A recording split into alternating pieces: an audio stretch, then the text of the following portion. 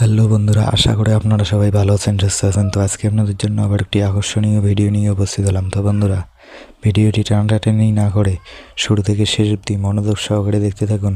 আর আমার চ্যানেলে যদি কেউ নতুন থাকেন, চ্যানেলটিকে সাবস্ক্রাইব করে পাশে থাকা বেল আইকনটি অল করে দেবেন, যাতে এরকম নতুন নতুন ভিডিও পেতে আপনাদের সুবিধা হয়।